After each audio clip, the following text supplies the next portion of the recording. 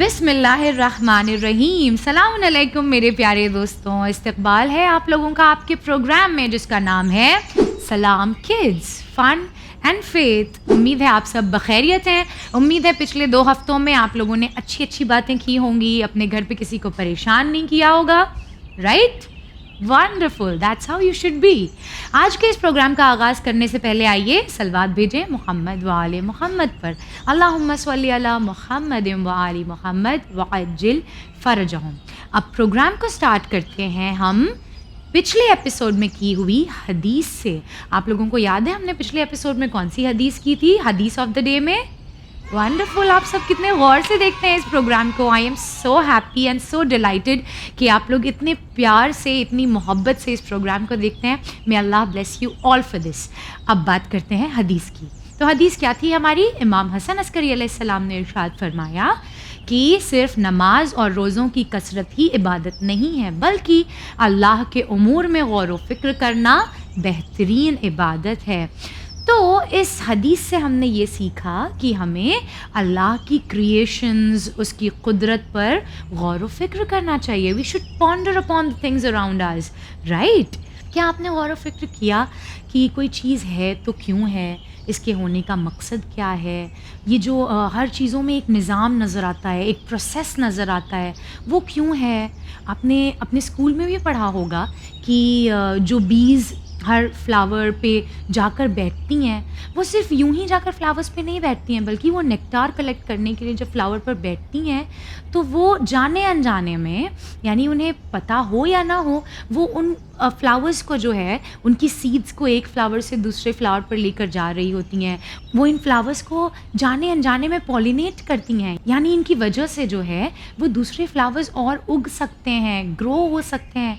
तो ये एक छोटा सा एग्जाम्पल मैं आपको देने की कोशिश कर रही हूँ कि हम अगर सोचें तो हर चीज़ इंटर रिलेटेड है, हर चीज़ एक दूसरे से जुड़ी हुई है। आपने अपने स्कूल में वाटर साइकिल के बारे में पढ़ा होगा, यानी अल्लाह जब अपने रहमो करम से बारिश करता है तो ये बारिश का पानी माउंटेन्स से होते हुए, पहाड़ों से होते हुए दरियाओं तक आता है, दरियाओं से होते हुए समुंदर तक आता है, समुद्र से ओशन में जाता है, फिर वो पानी दोबारा इवेपोरेट होता है, उसकी इवेपोरेशन प्रोसेस होती है, वो वेपर में तब्दील होता है और फिर वो जाकर बादलों में बस जाता है। और जब बादल भर जाते हैं, जब पूरे वो क्लाउड्स फुल हो जाते हैं, तो फिर से वो बर्स्ट होते हैं और फिर से बारिश होने लगती है।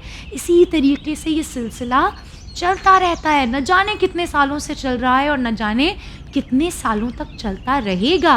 और इस प्रोसेस की वजह से हमें और आपको पानी जैसी नेमत मैसर होती है, जिसकी वजह से हमारी ज़िंदगी चलती है। आप एक लम्हे को सोचें कि अगर हमारे पास पानी न हो तो हम क्या कर पाएंगे? We will not be able to do anything of our daily routine। ना हम खाना बना सकेंगे, ना हम पानी पी सकेंगे, ना हम कपड़े धुल सकेंगे, ना हम साफ़ सफाई कर सकेंगे। और ये तो फिर भी बहुत जनरल बातें हैं। हमारी ज़िंदगी में हर चीज़ पानी के इर्द गिर्द होती है। Everything that we do has something to do with water, यानी पानी अल्लाह की बहुत बेहतरीन नेमत है। और इस नेमत को हम तक पहुँचाने के लिए एक पूरा प्रोसेस होता है जिसे हम वाटर साइकिल कहते हैं। ठीक इसी तरीके से एक चीज़ जिसकी तरफ मैं आपके जहन ले जाना चाहती हूँ, आई एम श्योर आपके स्कूल्स में भी जो है वो आपकी टीचर्स ने आपको बताया होगा, the life cycle of a butterfly. कैसे शुरू होती है life cycle of a butterfly? एक मामा बटरफ्लाई होती है, वो आती है और किसी लीफ पर अपने एग्स को ले करती है। यहाँ पर भी you and I should together से सुबहान अल्लाह, कि अल्लाह ने उस ममा बटरफ्लाई को हुक्म ये दिया है, तुम अपने एग्स को कहीं और ले मत करना, बल्कि लीफ पर ले करना। क्यों? वो एग जो अभी क्रैक हुआ भी नहीं है, जिसमें से कैटरपिलर अभी बाहर आया भी नहीं है, उसके भी ग़िज़ा का इंतज़ाम, उसके रिस्क का इंतज़ाम, उसके खाने का, उसके फूड का इंतज़ाम अल्लाह ऑलरेडी कर रहा है उसकी दुनिया में आने से पहले। यानी ये बटरफ्लाई अपने एग्स को जिस लीफ पर ले करती है, जब वो एग क्रैक ओपन होता है, उसमें से जब कैटरपिलर बाहर आता है तो वो उसी लीफ को खाकर बड़ा होता है। और जब वो इतना बड़ा हो जाता है कि अब उसकी ज़िंदगी का दूसरा प्रोसेस स्टार्ट होने वाला हो, तो वो क्या करता है? अपने इर्द गिर्द एक ककून बना लेता है और उस ककून में कुछ दिनों के लिए वो चला जाता है। अब थोड़े दिन के बाद जब वो ककून क्रैक होना शुरू होता है, आप जानते हैं बटरफ्लाई को बहुत मेहनत लगती है, वो अपने विंग्स को बहुत मूव करती है, बहुत मेहनत लगाती है कि उस ककून को क्रैक ओपन करे। और जब वो ककून क्रैक ओपन हो जाता है तो एक खूबसूरत सी बटरफ्लाई, यानी कि उस ककून में जाने वाला कौन था? कैटरपिलर था, मगर ककून से बाहर आने वाला कौन है? बटरफ्लाई है। अल्लाह अकबर, what a beautiful process this is. और आपको ये पता है कि उस ककून को अगर बटरफ्लाई अपने विंग्स से न तोड़े, अपनी मेहनत से न तोड़े, कोई और उसकी हेल्प कर दे उस ककून को तोड़ने में, तो क्या होगा? That butterfly will die. क्यों? क्योंकि वो मेहनत जो वो उस ककून को तोड़ने में करती है, वही मेहनत दरअसल उसके विंग्स को स्ट्रॉन्ग बनाती है, स्ट्रेंथ देती है, जिससे फिर वो ताज़िंदगी उड़ती फिरती है।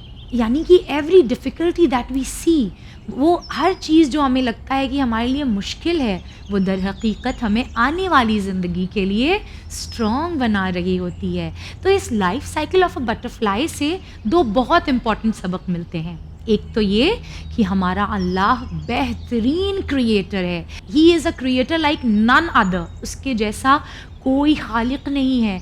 और न सिर्फ ये कि वो बेहतरीन खालिक है, वो बेहतरीन चीज़ों को जिस शक्ल में चाहे, जिस रंग में चाहे बनाता है, बल्कि वो एक चीज़ को खल्क करने के बाद उसे किसी और चीज़ में तब्दील भी कर सकता है। यानी उसने कैटरपिलर को क्रिएट कर लिया और उसके बाद उसकी ज़िंदगी में ही बग़ैर उसे मौत दिए वो उसे एक दूसरी क्रिएचर में, दूसरी मखलूक में तब्दील कर देता है। वंडरफुल है कि नहीं? इसी तरीके से जब भी हम अल्लाह की किसी भी ऐसी चीज़ को देखें जो अपने आप में हमें और आपको अमेज़ कर देती है, तो हमें कहना चाहिए सुभान अल्लाह। डू यू नो कि हम जब जब सुभान अल्लाह कहते हैं, हम अल्लाह के और करीब हो जाते हैं। तो आइंदा से हम एक अच्छी आदत डालेंगे कि जब भी हम कोई खूबसूरत चीज़ देखें, कोई ऐसी चीज़ देखें जिसे देखकर हमें ये महसूस हो कि हमारा अल्लाह कितना बेहतरीन है, कितना बेहतरीन हमारा परवरदिगार है, तो हम क्या कहेंगे? बोलिए मेरे साथ, सुभान अल्लाह। वंडरफुल। तो अब जब जब आप सुभान अल्लाह बोलेंगे, आप जानते हैं मुझे भी सवाब मिलेगा और आपको भी सवाब मिलेगा। और अगर ये बात आपने अपने किसी फ्रेंड को बताई, तो जब जब वो सुभान अल्लाह बोलेगा, आपको भी सवाब मिलेगा, मुझे भी सवाब मिलेगा। So basically it is a chain of सवाब। यानी हमारा अल्लाह इतना बेहतरीन है, इतना रहीम है, इतना रहमान है कि वो दूसरों की नेकी करने पर भी हमें सवाब देता है। इसी के साथ बारी आती है हमारे आज के क्वेश्चन एंड आंसर राउंड की। आज के क्वेश्चन एंड आंसर राउंड में हमने रखा है मैच द फॉलोइंग। आपको पता है, जैसे मैंने अभी आपको बटरफ्लाई के बारे में बताया, इसी तरीके से बहुत सारे इंसेक्ट्स और एनिमल्स हैं जिनके बारे में, जिनके निज़ाम के बारे में अल्लाह ने कुरान मजीद में ज़िक्र किया है। और ना सिर्फ ज़िक्र किया है, ना सिर्फ उन्हें मेंशन किया है, बल्कि बहुत सारे सूरा हैं जो बाकायदा एनिमल्स और इंसेक्ट्स के नाम पर नाजिल हुए हैं। तो आज का हमारा मैच द फॉलोइंग इन्हीं एनिमल्स और इंसेक्ट्स के ऊपर है। तो मैं आपके सामने एक कॉलम रखूंगी जिसमें कुरान मजीद के सूरहों का नाम होगा, और दूसरा कॉलम होगा जिसमें इन सूरहों के नाम वाले एनिमल्स की पिक्चर्स आपके सामने होगी। तो देखते हैं आप इनको मैच कर पाते हैं या नहीं। सबसे पहले आता है कुरान का सबसे बड़ा सूरा, सूरह बकरा, द सेकेंड सूरा ऑफ कुरान, सूरह बकरा।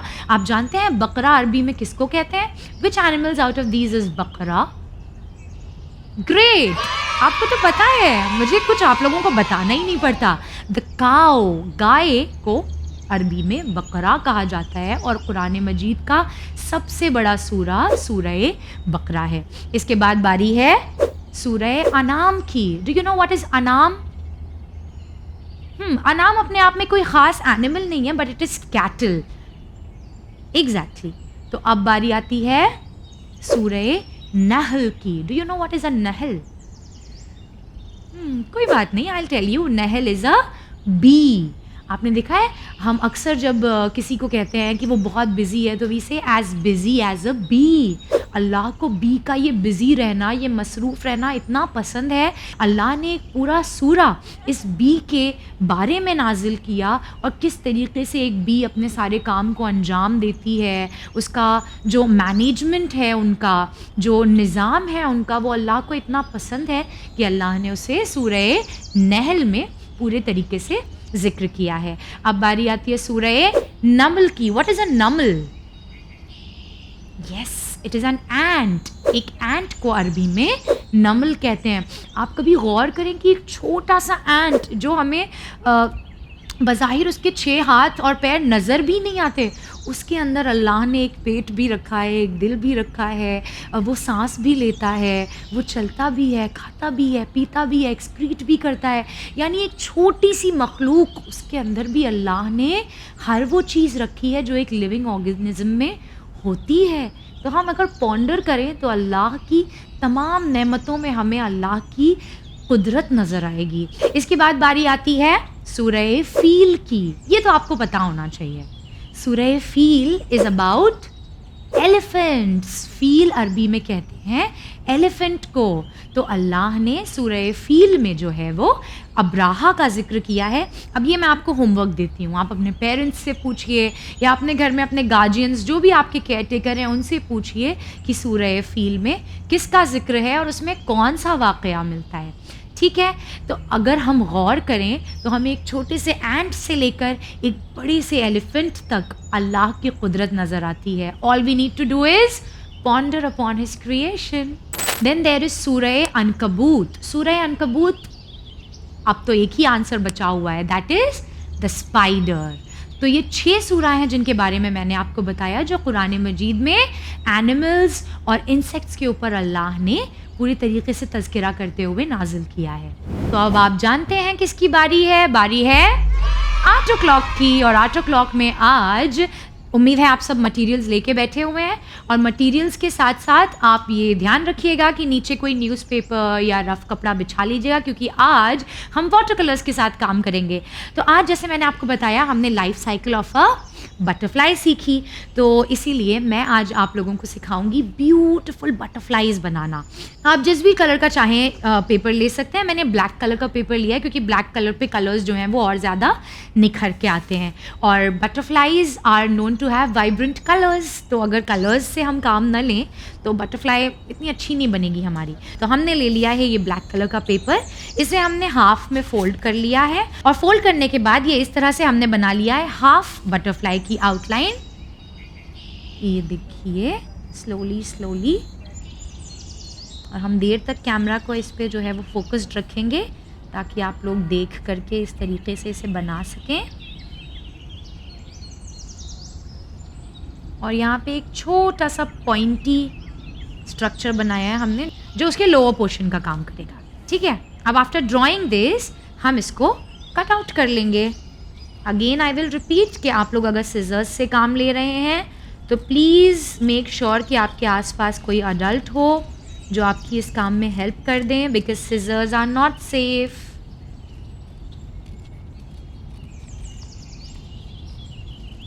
इस आउटलाइन पे हम इसको कट कर लेंगे।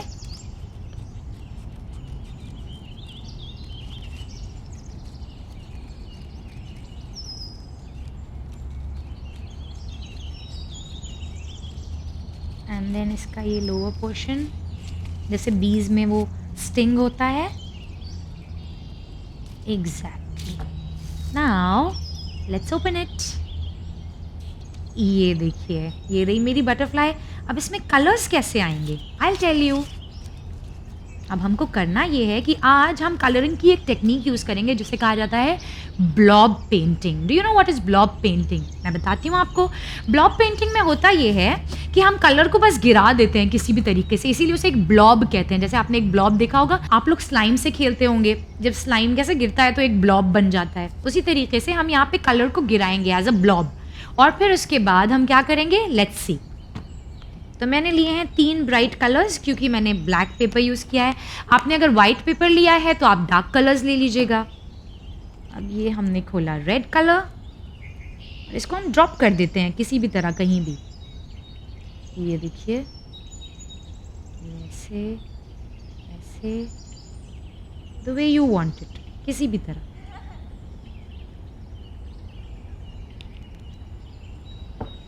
वॉशिंग माई ब्रश, क्योंकि हम लेंगे अब दूसरा कलर। अब ले लेते हैं येलो।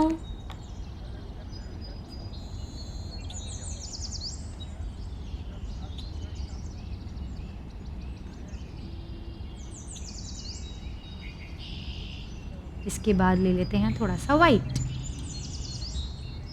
वाइट को यूज़ करने से पहले ब्रश को अच्छे से धो लेंगे, वरना हमारा वाइट कलर स्पॉइल हो जाएगा। मेरे पास एक स्पेयर ब्रश है, मैं उसे ले लेती हूँ।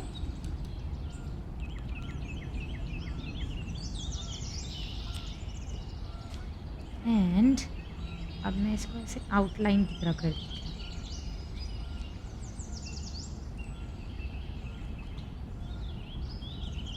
अब हम अपनी बटरफ्लाई को फिर से जैसे वो हाफ में थी वैसे ही हाफ में फोल्ड कर देंगे, और फोल्ड करने के बाद इन कलर्स को प्रेस करेंगे।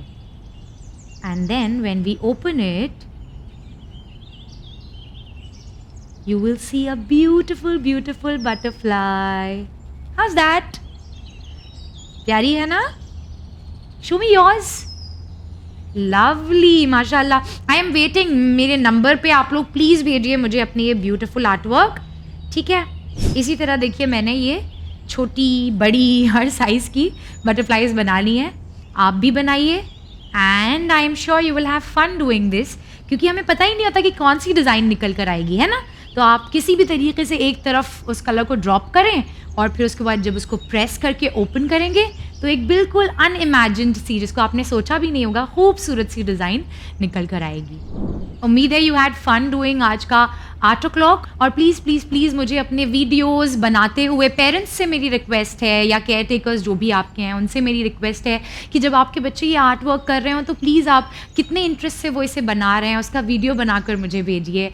मतलब मुझे खुशी भी होती है और साथ ही साथ मुझे ये पता चलता है कि मेरा प्रोग्राम जो है वो जिस मकसद के साथ मैं कर रही हूँ वो वाक़ई अटेन हो पा रहा है या नहीं हो पा रहा है।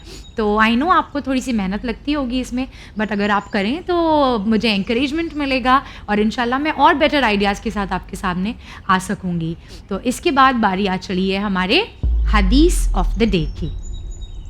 आज हदीस हम याद करेंगे जिसे इरशाद फरमाया है हमारे और आपके पहले इमाम अली अलैहिस्सलाम ने। इमाम ने एक बहुत ही खूबसूरत हदीस इरशाद फरमाई है। मैं यूँ कहूँ कि इमाम जो फरमा देते हैं वही खूबसूरत हो जाता है। तो इमाम ने इरशाद फरमाया कि अक्लमंद तरीन इंसान, यानी the most intelligent of people, अक्लमंद तरीन इंसान वो है जो अपने ऐबों को देखता है और दूसरों के ऐबों से नावाकिफ़ रहता है। What does this mean? इमाम ये कहने की कोशिश कर रहे हैं कि दूसरों के ऐब, दूसरों की बुराइयाँ, दूसरों की गलतियाँ ऐसी होनी चाहिए हमारे लिए जैसे हम उन्हें जानते ही नहीं हैं, हम उनसे नावाकिफ़ रहें। We should be unaware of those. अगर हमें पता भी हो तो हम अपनी गलतियों पर ध्यान दें, ना कि उनकी गलतियों पर। यानी अक्लमंद, इंटेलिजेंट वो है जो अपने ऐबों को, अपनी गलतियों को, अपने गुनाहों को जानता है और उन्हें सही करने की कोशिश करता है, ना कि जो दूसरों की बुराइयों को ढूंढने में लगा रहे, दूसरों की गलतियां ढूंढने में लगा रहे। तो आज से हम क्या करेंगे, बजाय इसके कि जब मम्मा या बाबा या कोई भी हमें आकर डांटे कि तुमने ये क्यों किया, हम ये कहें अरे वो उसकी वजह से हो गया। No no no, that is not what an intelligent person does. Imam Ali अलैहिस्सलाम ये कह रहे हैं कि इंटेलिजेंट पर्सन वो है जो अपनी गलती को देखे, अपने ऐब को देखे और उसे करेक्ट करने की कोशिश करे। ठीक है, तो जल्दी से कर लीजिए इस हदीस को याद, और ना सिर्फ करिए इसे अपने जहन में फिक्स, बल्कि इसे अपने अमल में, अपने एक्शंस में भी लाने की कोशिश करिए और मुझे भेज दीजिए इस हदीस को बयान करते हुए अपना अच्छा सा प्यारा सा वीडियो। नंबर आपकी टीवी स्क्रीन पर मौजूद है और आपको करना ये है, मैं फिर से मेंशन कर दूं, हमने फर्स्ट एपिसोड में भी ये बताया था कि जब आप वीडियोज़ मुझे भेजें तो उसे लैंडस्केप मोड में बनाकर भेजें, तो हमारे लिए उसको फिक्स करना और टेलीकास्ट करना आसान होता है। मेक श्योर कि आप अपने वीडियोस हमें लैंडस्केप मोड में भेजें। इसी के साथ बारी आ चली है हमारे स्पॉटलाइट सेगमेंट की, यानी हमारे सुपरस्टार्स के सेगमेंट की, यानी आपके सेगमेंट की बारी है हमारे आर्टवर्क की। जो आर्टवर्क हमने अपने पिछले एपिसोड में या उससे पहले के एपिसोड्स में दिखाया था वो आप लोगों ने बनाकर भेजा है। I am so proud of all of you. आप लोग मुझसे कितना अच्छा बनाते हैं ये सब कुछ। और ये रहे आपके रेसिटेशंस, आपके नौहे, मनक़बत, नारे, वो तमाम इबादतें जो आप अपने घरों में अंजाम देते हैं।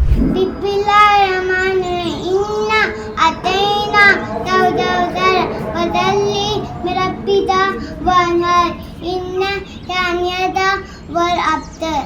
السلام عليكم.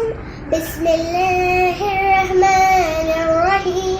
إنا أنزلناه في ليلة القدر وما أدراك ما ليلة القدر. ليلة القدر خير من ألف شهر. تنزل الملائكة والروح فيها بإذن ربهم من كل أمر سلام هي حتى مطلع الفجر. بسم الله الرحمن الرحيم. إذا جاء نصر الله والفتح ورأيت الناس يدخلون في دين الله أفواجا فسبح بحمد ربك واستغفره إنه كان توابا. صدق الله العلي العظيم. السلام عليكم. اللهم بسم الله الرحمن الرحيم. اللهم قل وليك الحجة ابن الحسن صلواتك عليه وعلى آبائه في هذه الساعة وفي كل ساعة وليا وحافظا وقائدا وناصرا ودليلا وعينا حتى تسكنه وزكاته وتمتعه فيها طويلا برحمتك يا أرحم الراحمين. اللهم صل على محمد وعلى محمد وجل فرجهم. بسم الله الرحمن الرحيم. اللهم كن وليك الحجة ابن الحسن صلواتك عليه وعلى آبائه في هذه الساعة وفي كل ساعة وليا وحافظا وقائدا وناصرا ودليلا وعينا حتى تسكنه وزكاته وتمتعه فيها طويلا برحمتك يا أرحم الراحمين. And I want to congratulate again आपके पेरेंट्स को, आपके केयर टेकर्स को कि अल्हम्दुलिल्लाह माशाल्लाह आप कितनी बेहतरीन तरबियत कर रहे हैं अपने बच्चों की. अल्लाह आपको जज़ाए खैर से नवाजे. एंड आज के इस एपिसोड में मैं उन मैसेजेस को भी रीड आउट करना चाहती हूँ जो आप लोग मुझे भेजते हैं और जिन्हें पढ़ने के बाद मेरा हौसला जो है वो बहुत बढ़ जाता है. एंड आई फील लाइक मैं इस प्रोग्राम को अपना 100% दूँ क्योंकि ये इतने सारे लोगों को इफ़ेक्ट कर रहा है. आमिना की मम्मा ने मुझे मैसेज भेजा है. A special request from me is to please continue the show in today's world where children love watching things online. Your show is really doing good. She is seeing everything that she learns in her Dini classes show. She has theory and practical both and hence will believe and understand better. Not only her but for all Shia kids. Thank you so much. मैं बहुत शुक्रगुज़ार हूँ आप लोगों की कि आप लोग अपने बिज़ी स्केड्यूल में से वक्त निकालते हैं इस प्रोग्राम को देखने के लिए, अपने बच्चों को दिखाते हैं और फिर वक्त निकालते हैं अपने ये कीमती मैसेजेस, ये कीमती फीडबैक्स मुझे भेजने के लिए. This lovely message has been sent from Fatima Zaidi to us, जो इंडिया में नहीं रहती हैं बल्कि बाहर रहती हैं इंडिया के, और इन्होंने ये ओवरवेलमिंग बहुत ही प्यारा सा मैसेज भेजा है. Let's play this. अस्सलाम वालेकुम.